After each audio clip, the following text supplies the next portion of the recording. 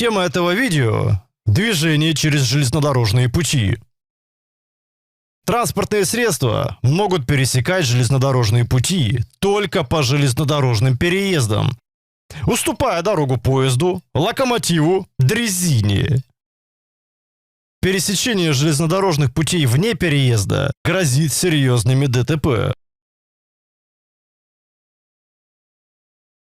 О приближении к железнодорожному переезду говорят дорожные знаки 1.1 и 1.2. Знак 1.1 указывает, что переезд оборудован шлагбаумом, а знак 1.2 устанавливается на железнодорожных путях без шлагбаума. Если шлагбаума нет, то перед переездом с обеих сторон будут стоять знаки, указывающие, сколько железнодорожных путей предстоит переехать водителю. Знак 1.3.1 устанавливается перед переездом с одним железнодорожным путем. Если путей 2 и более, то перед переездом будет стоять знак 1.3.2.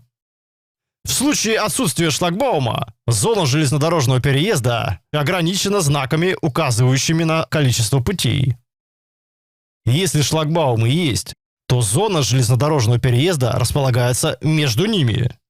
Эту информацию необходимо знать, чтобы понимать, о какой именно зоне идет речь при обсуждении маневров на железнодорожных переездах.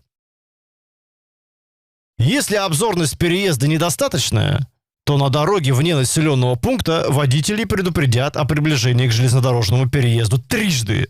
Знаками 1.4.1 и 1.4.4 за 150-300 метров до переезда, знаками 1.4.3 и 1.4.6 за 50-100 метров до переезда. И ровно посередине между ними будут стоять одинокие знаки с двумя полосами. Чем меньше полос на знаке, тем ближе переезд. При приближении поезда к железнодорожному переезду порядок срабатывания автоматики будет следующим. Сначала срабатывает звуковая сигнализация. Затем, спустя 5-10 секунд, загораются два попеременно мигающих красным сигнала железнодорожного светофора. После этого, через 5-10 секунд, начинает опускаться шлагбаум.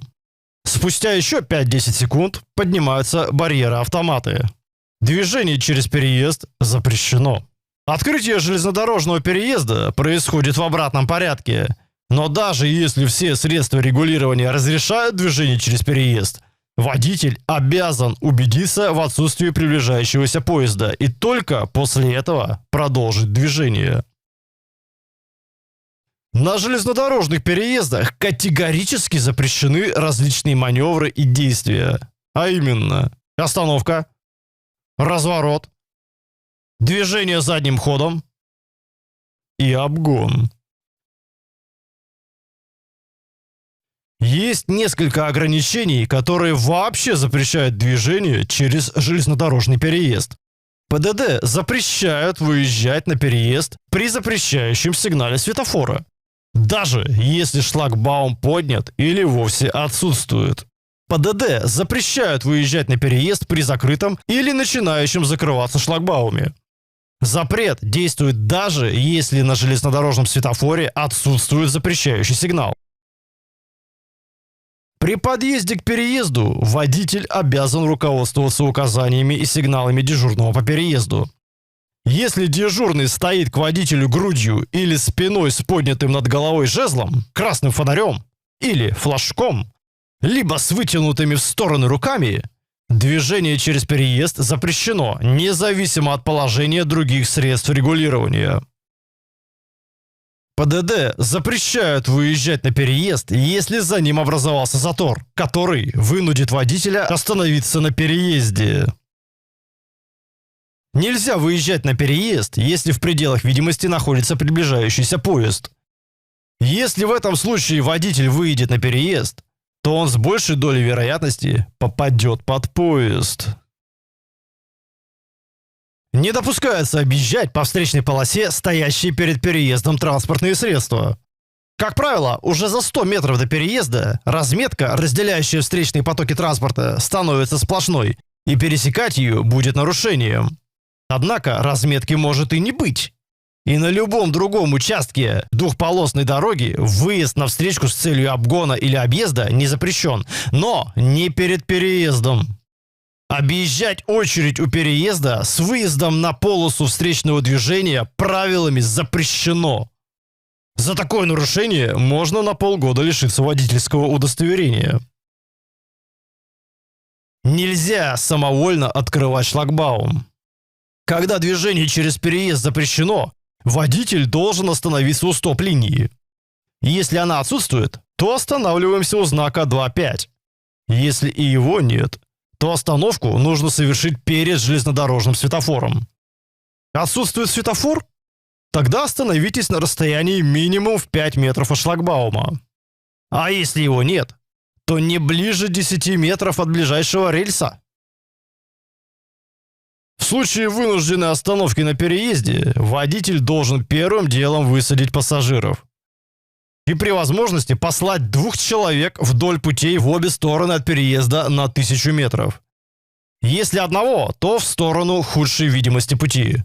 Они должны подавать сигнал о остановке машинисту приближающегося поезда, осуществляя круговое движение рукой с лоскутом яркой материи, а в ночное время с факелом или фонарем. Только после этого водитель обязан принять меры по освобождению переезда. Если мотор не запускается, но у вас механика, можно включить первую передачу, запустить стартер, и автомобиль поедет. Конечно, домой за 100 километров и даже за 10 уехать не получится, вы просто спалите стартер. Но сдвинуть машину на 10-15 метров в критической ситуации вполне реально. Если транспортное средство сдвинуть не получается, то необходимо предупредить об этом машиниста приближающегося поезда, подавая звуковой сигнал общей тревоги из 1 длинного и 3 коротких гудков. При появлении поезда водитель должен бежать ему навстречу, подавая сигнал о остановке.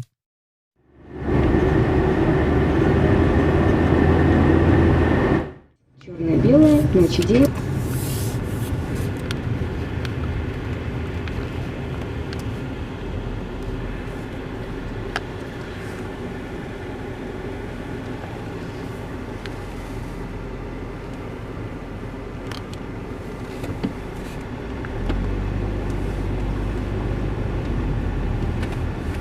Переезд. Шлагбаума нет. Висит знак «Стоп». На светофоре мигает разрешающий белолунный сигнал. Водитель синей машины не останавливается и проезжает переезд. Вопрос. Должен ли водитель остановиться перед переездом в такой ситуации? Нарушения здесь нет. Согласно пункту 6.15 правил, если значение сигналов светофора противоречит требованиям дорожных знаков приоритета, ориентироваться надо по светофору. Поскольку горел разрешающий сигнал, то останавливаться перед знаком не нужно. Водитель синей машины поступил правильно. Он обязан был бы остановиться перед знаком только в том случае, если светофор выключен. Но